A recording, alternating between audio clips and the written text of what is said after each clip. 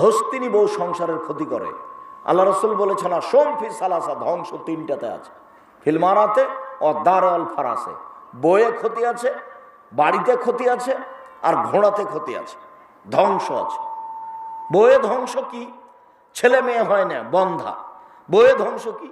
এই যে কিস্তি তুলবেই, এ বাড়ি ও বাড়ি যাবেই, তাকে বেড়াতে ভালো লাগে, আর স্বামী কাপুরুষ, এই জন্য ঘুরে বেড়াই। বলতে পারেন না দাঁত খুলে দেবো একবারে, হিসাব বানা।